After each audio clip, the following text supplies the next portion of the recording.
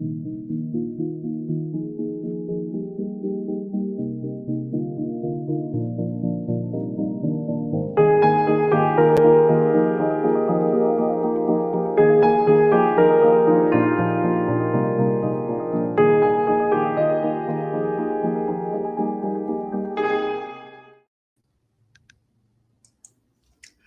ladies and gentlemen. It's Ukrainian show on Pod TV.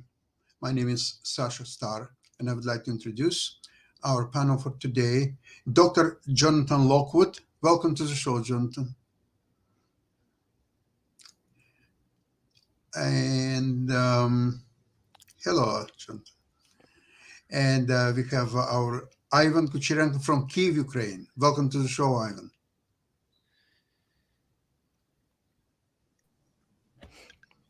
Hello, Sasha. Hello, Jonathan. Hi, everyone. You, Ivan. So, shall we start with a movie? Yeah, sure. Let's start with it. Okay, let's do that.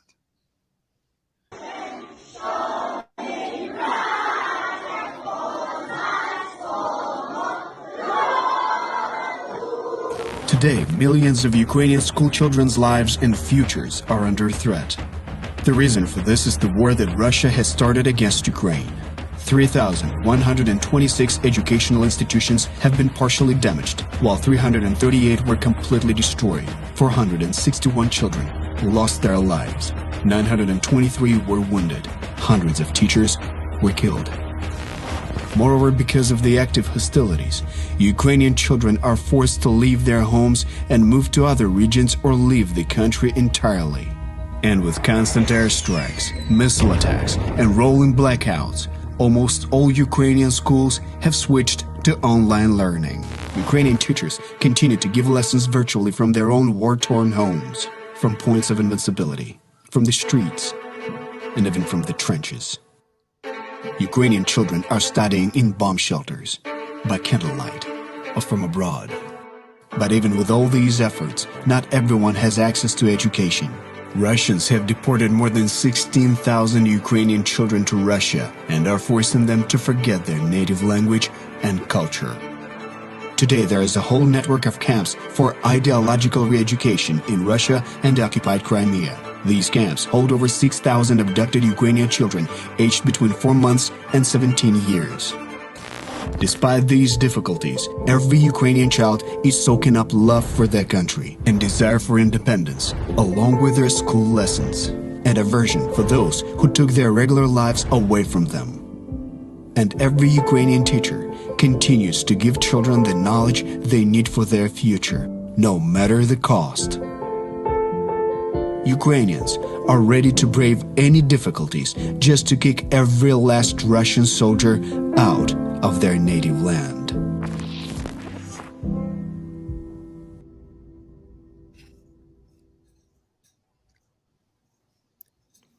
Yeah, very powerful video, Ivan. Thank you so much. I agree. And this is actually what's accusations against Putin as a war criminal, and especially abduction of children and unlawful deportation. It's really the most probably horrible crimes that you can even imagine.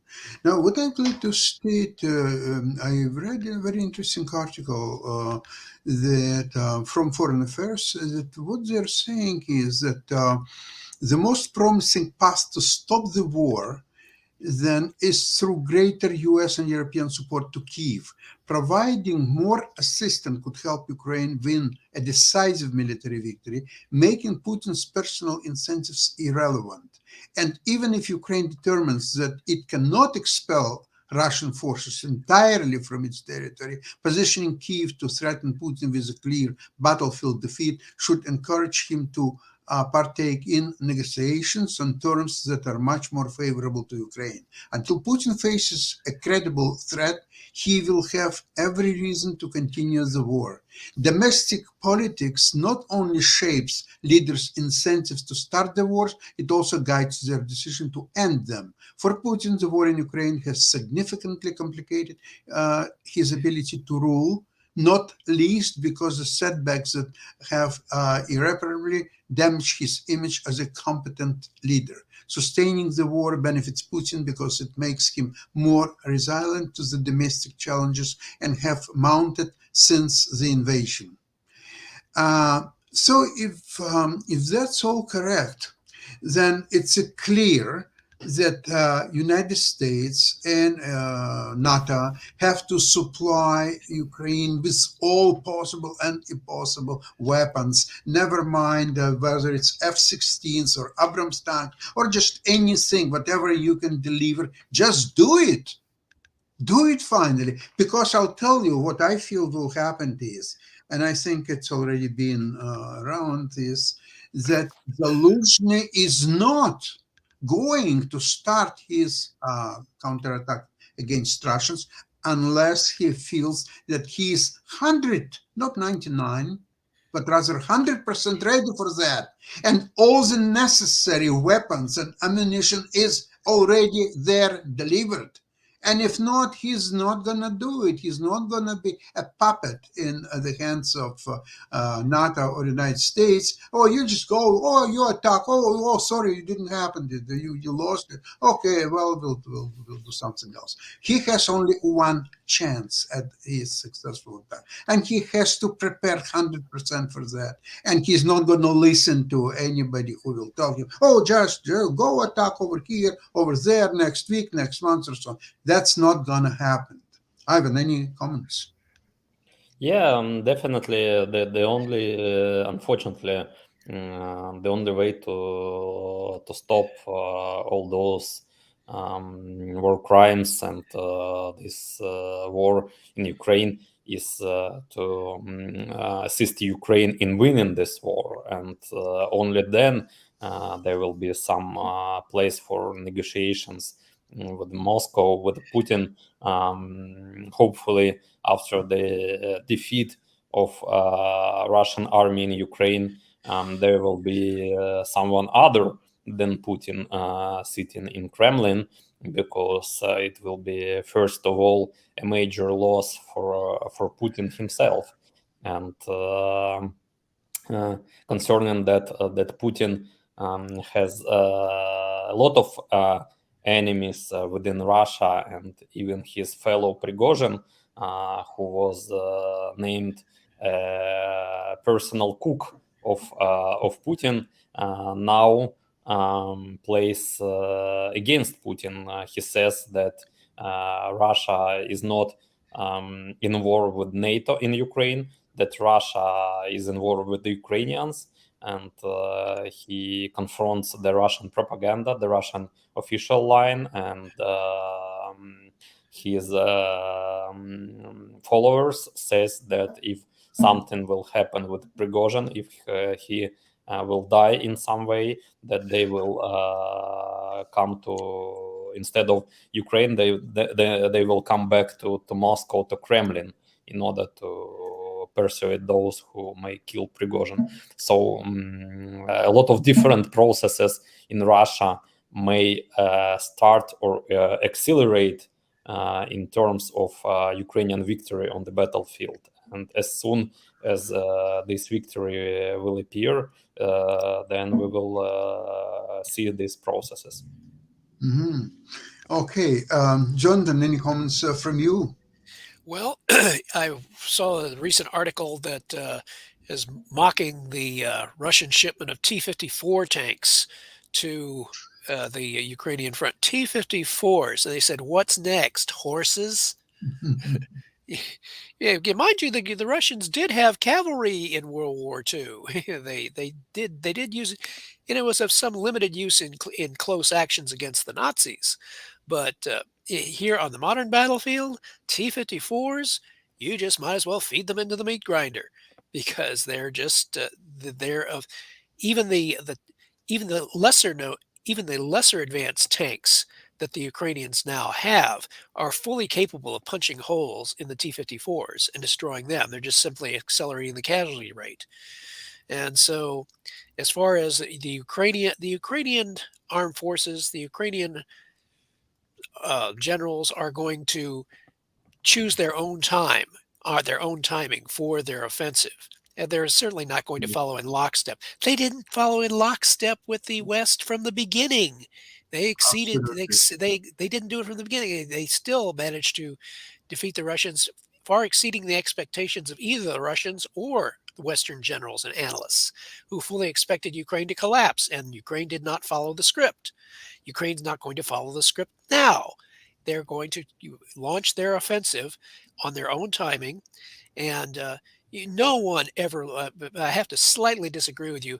No one ever launches an offensive uh, when they're unless they're 100% sure of victory. There's always a small risk, and Yeah. there's always a small gamble. I mean, 100 people like Montgomery in World War II. I mean, they were very cautious. He waited until he had practically everything he needed, but he had a good reason, because the British had taken such heavy casualties in World War I that they had a manpower problem in World War II. So that forced them to be very conservative and very cautious about launching offensives involving British troops, even in North Africa. So in the Ukraine, it's somewhat different. They are inflicting far superior casualties on the Russian forces, and in this case, they are still going to be because their priority is kicking Russia out of Ukraine. They are still going to choose their own timing for launching their counteroffensive, and they're not going to. You don't want to be wait until you're 100% certain, because you're ceding the initiative to the opponent. You're being too cautious. You have to take some risks in order to achieve victory. Yeah, very interesting. As I said before, when I get up, I normally look at what's happening in the world, what's happened, how Dow Jones is opening, and Ukrainian I Pravda. wouldn't. I don't like stocks right now at this point. If I were you, it's like, yeah, it's Well, kind of scary. okay, It's scarier than Ukraine. about stocks, I want to mention, because I have financial programs as well. It's not a stock market; it's a market of stocks. You have to be very selective what you're buying, and you can Oh do yeah. very, very well. But don't buy market as a whole; it's a loser's No. proposition. Now, okay, enough is enough. I'm looking at Ukrainian Pravda right now. It's Ukrainian Truth in English. And they show exactly how many Russians were killed. So the total number is, believe it or not, 169,170. So very soon, maybe even tomorrow, there will be over 170,000, because yesterday the Russians killed were 1,020. Russian troops were killed. And remember, Ukrainians killing only Russian soldiers. Are not killing Russian civilians, children, women, nobody. And like Russians who are killing everybody, including civilian population, women and children, and the rest. So according to this, Russians, this number is astonishing, because even in 1 year, let's see, 170,000 killed. Now, if this meat grinder will take, say, 1,000 a day, 365 times 1,000 tells me 365,000 in 1 year. Is that what Putin is prepared to pay for his lunacy, for this craziness? He must be. If he thinks he's terminal, he won't care. Yeah, that's true, unfortunately. So the situation really is, look, if Russians will stop fighting, that will be the end of war. If Ukrainians will stop fighting, that's the end of Ukraine. You see two big differences. That one side can stop fighting and it will be a peace. Another side will stop fighting, it spells the death of the nation. Ivan, what do you think people, civilians in Ukraine, in Kyiv, where you live, do they really support, try to get back all the Ukrainian territories and end the war? Definitely, according to recent research, around 70% of Ukrainian population are for continuing the fight and take back all our territories, even without the support from the Western countries. So even if we will stay alone, we are going to fight, because everyone in Ukraine understands that this is our chance, which we got for decades to put this conflict with Russia to an end. And not, do you it's not just the end of the conflict, it's a creation of a new Ukrainian nation with its Right. own culture, language, religion, borders, army. And I hope maybe we don't know about that. Maybe Ukrainians are already building a lot of military factories where they can put shells, so they can put certain artillery units. It would not surprise me. It would not surprise me in the least. But it would surprise most of the military experts in the West if the Ukrainian counteroffensive succeeded in not only clearing the Russians out of Crimea and to retake Crimea, but also just if it once again exceeds expectations in forcing the Russians to face military defeat on the battlefield, which would exceed the expectations of virtually every military analyst that you hear about right now. They're trying to hedge their for the sake of their own credibility, they're trying to hedge their bets. Yes. They don't want to put themselves out there and say, the Ukrainians are absolutely going to crush the Russians, and then find out if it falls short of their expectations, they lose credibility, they lose face, and they don't like to look bad. Uh, in From my perspective, since I really don't have that big a reputation to defend, I Mhm. could go ahead and say, okay, it would not surprise me if since the Ukrainians have had a track record thus far of exceeding expectations of all observers, it would not surprise me if they continue this track record of superior performance and manage to make all those shipments that finally arrive. By the time those shipments of extra Abrams tanks and arrive, they might not be needed.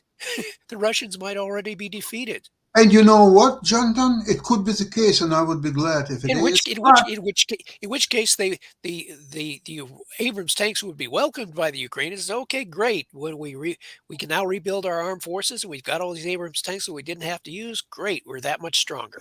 absolutely, absolutely. And there is also, of course, a political meaning of supplying Abrams tanks, because I don't think that any country outside the United States has Abrams tanks. So Ukraine will be maybe the first country in the world which And will have they're planning. the. They're going to get even so. They're going to get the M1A1 Abrams Mhm. tanks, not Okay. the latest version. However, as is also pointed out in another article, the M1A1, even the M1A1 Abrams tanks, which were used in the Persian Gulf War, those are more than a match for any Russian tank that's currently on the battlefield, and especially, they'll tear up those T-54s like they were nothing. And they were terrific, actually. I remember time of this war. Ivan, you were too young probably at that time, if existed at all. But I remember that war, and I remember CNN showed the war in actual time as it happens. And everybody was going, for example, after work, where are you going? I'm going to watch the war. So people were going and just watching the war The in first real time, time. That was incredible. well, and the and first and, time and that, go ahead, yeah, go yeah, ahead, and Ivan. now everyone can watch the war happening in real time in social media, in Twitter. I've sent you a link to YouTube channel of Defense Intelligence of Ukraine. It's Mhm. one of the most powerful intelligence organizations probably in the world itself, because a lot of very successful military operations were completed with the assistance of Defense Intelligence of Ukraine. And they recently published 3 video movies about 3 major military operations in Ukraine. First of them was a recapturing of Snake Island, including the destroy of Moskva cruiser ship. Mhm. And also this was a military operation managed by the defense intelligence.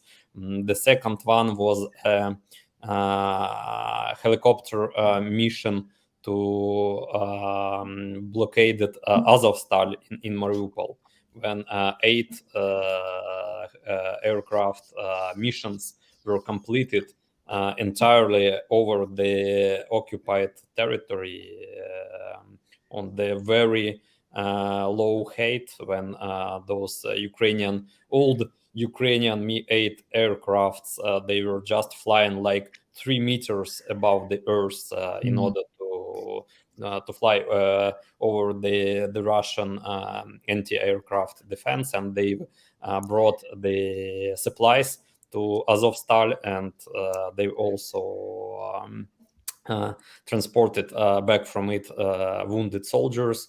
And due to these missions, the defenders of Azovstal were able to keep for even more period of time.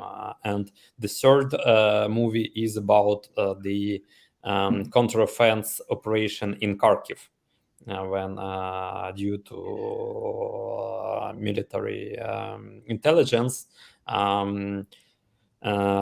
this operation could be prepared pretty well, and also some strong troops of military intelligence, defense intelligence, like Kraken troop, they also participated in this operation. Those movies are in Ukrainian, but you can turn on subtitles. I hope there are English subtitles for them and watch, and I really recommend you to watch these movies. Why I'm saying that, because during this war, Ukrainian armed forces definitely showed a masterpiece of war, and successfully completed such military operations which military experts thought can be just impossible.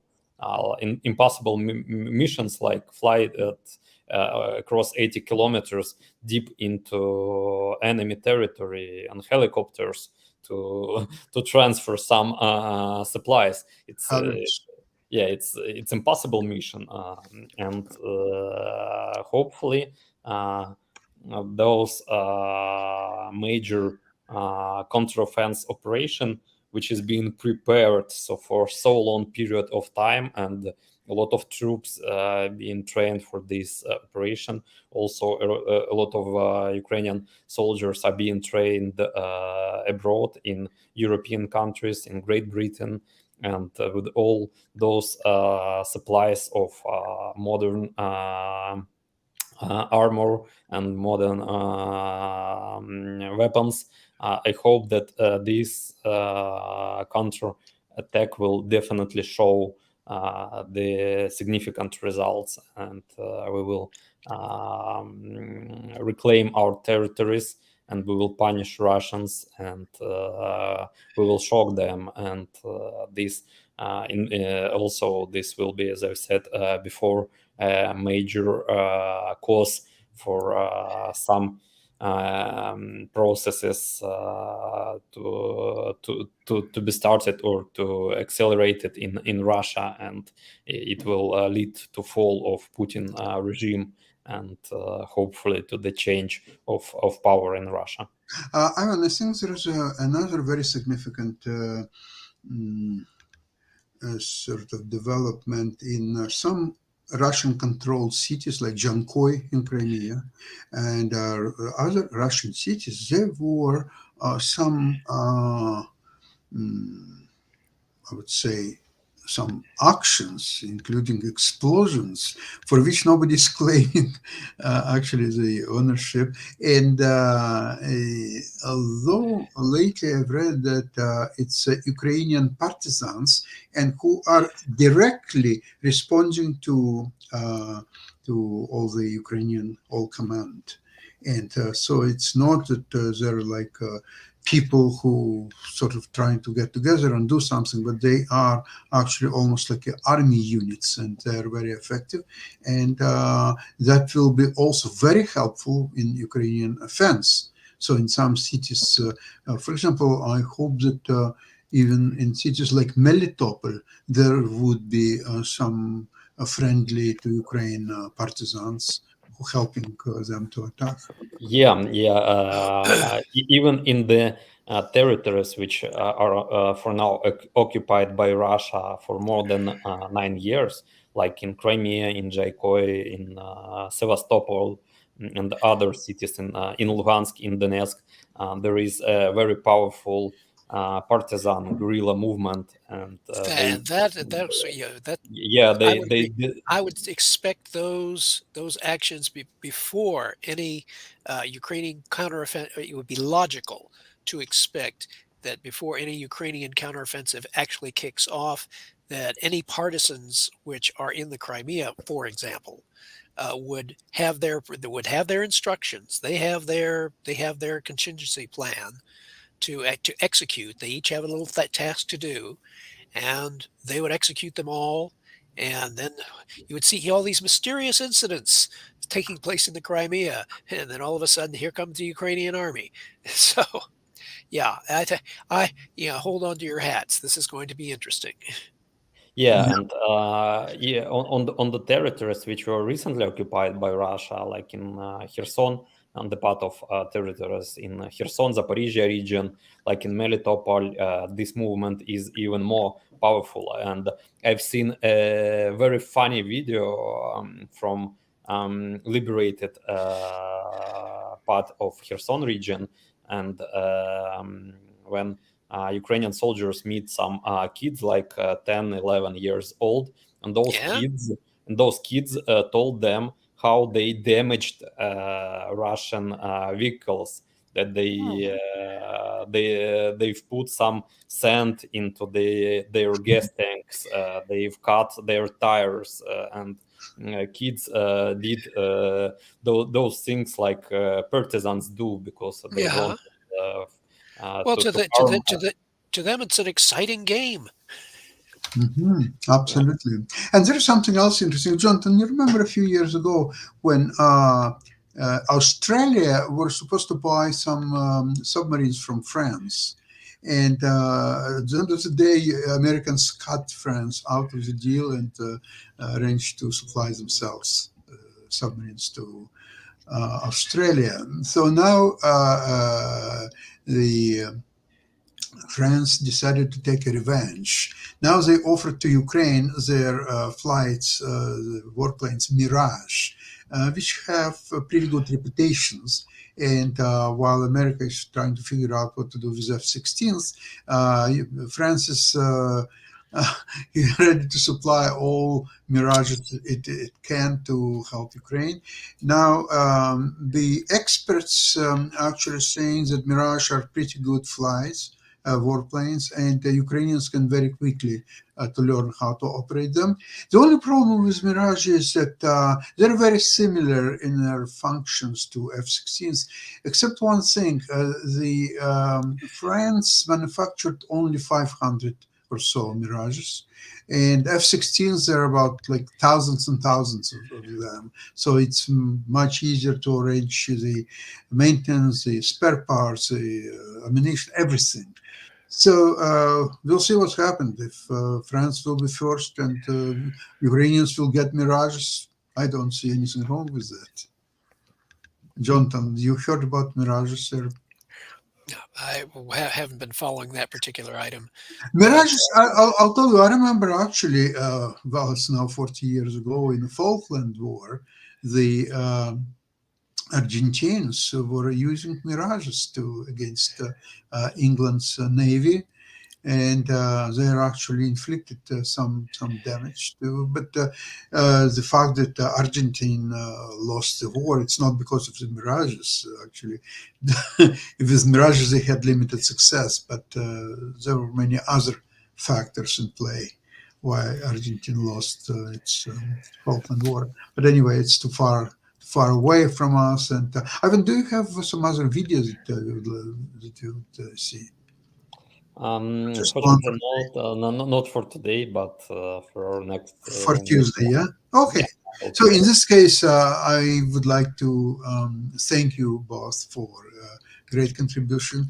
I think we will have very interesting news almost daily, and we'll discuss them all on Tuesday. Thank you so much. We'll see you there, and have a great weekend. Thank Bye-bye. you. You Goodbye. do the same. Thank you.